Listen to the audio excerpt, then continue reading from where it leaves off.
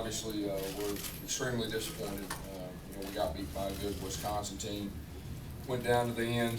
We just didn't make the plays to win the game at the end. They did, so you got to give them credit for that. We have a lot of seniors. Obviously we're disappointed we couldn't get those guys out on a positive note. They've been very important to our program and really helped get our program turned around in the right direction. But give that bunch credit. They're a good team. They found ways to win the game. Gus, third down there in overtime. They go on a double pass to CJ. Just explain the thought process there. Say it again.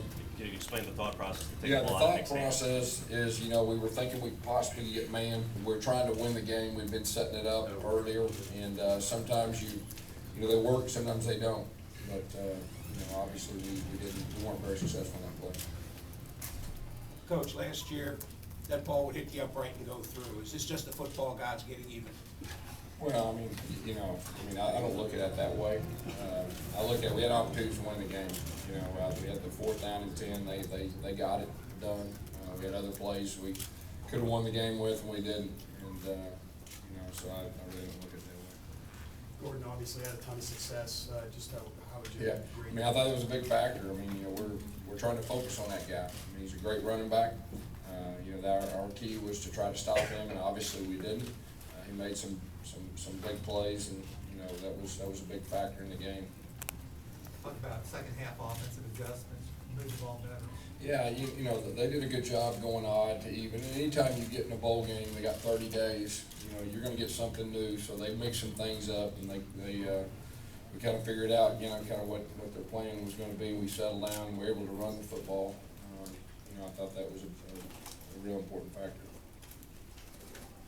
Gus, what do you think went into the defense being able to get off the field there, that final drive with 3rd down conversion, 4th down? Yeah, that was a big factor in the game right there. We had them kind of backed up, and they drove the ball down the field, and like I said, the 4th down and 10 play was a big play for them to convert on their part. That was a game right there, and but they got it done. How well did Nick play?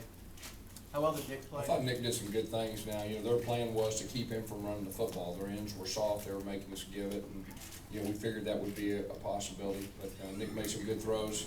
The throw to Ricardo and the throw to CJ were extremely good throws. You had some penalties in key spots, including the 15-yard personal foul penalty there. Yeah. And how frustrating is that? Yeah, well, that's some of the same stuff that we've done this year, and it's a good thing we hired the best defense coordinator in college football, and he'll get it corrected. Coach, your 4th down play leading to your last touchdown, was that a planned play you had? Is it something you ran during the year where you moved the tackle and end out? Yeah, no, we have it. We hadn't ran it all year, and we thought it would be a good opportunity. Originally it was going to be a 3rd down call, but we felt like we need to go for it on 4th down. Speaking of Will, what was he doing in the press box with the headset on? Yeah, he was listening, he was observing.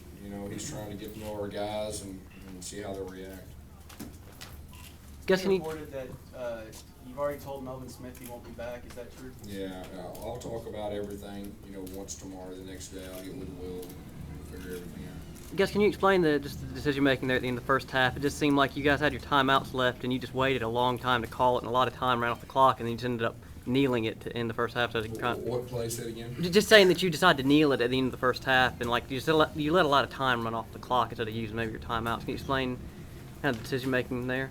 Yeah, I think what you're talking about, it was towards the end, and we ended up calling a timeout. We were going to try to block it. We're trying to figure out, first of all, you don't want them, you don't give them time, because I think they were close to 50 or a little bit on the other side. And so it's one of those things that, if you call a timeout, then they end up getting a 1st down, then they kick a field goal. So it was, our thinking was strategically is, hey, let's wait. Yeah, it's 4th down and 4. Let's go try to block it. I know before the season you said you wanted to be 13 seconds better this year. Looking back, how are you going to remember this team? Well, here's how I'm going to remember this team. We have 20-plus seniors that put their heart and soul in our program. They bought in to what we asked them to do. Obviously, Auburn, our goal is to win the championship every year. That's our goal. Our goal is to win the SEC. We didn't get that done. But the way that our guys handled themselves, in the leadership, that's what I'll remember. I'm just disappointed that we weren't able to get them a victory in this last game. Gus, I know you said with the double pass, you were trying to win the game, but really that, not overtime, all the passes were really short, kind of screen. What was the thought process? Well, you know, we had the swing screen that we had a lot of success with. They were in man, we had to throw the tunnel, and they did a good job defending. Just to allow 30 points this many straight games, to lose 4 straight to Division I opponents, to close this way and come up short on those SEC goals, on the 10-win goal over and over. As much as you want to remember the positives there of what the seniors did, the way the end of the season came in, is it going to be difficult to let Well, them you know, right now, I mean, we're extremely disappointed. I mean, we didn't win this game. I mean, that's really what it came down to. Like I said, we just hired the best defensive coach in college football. He's going to get our defense going 100%. Offensively, we got a chance to be really good next year. And our goal next year will be win the SEC. That's the way it'll be every year. And so the future's bright. We feel really bad right now, but the future's very bright. Gus, outside of that one shot to Sammy that he couldn't come up with, it seemed like you just kept him around the line of scrimmage. I mean, Sammy wasn't 100%.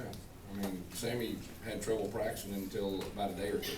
Okay, so you know, he wanted to play. He wasn't 100%. I think everybody could see that. I know that they could see that, but he wanted to play.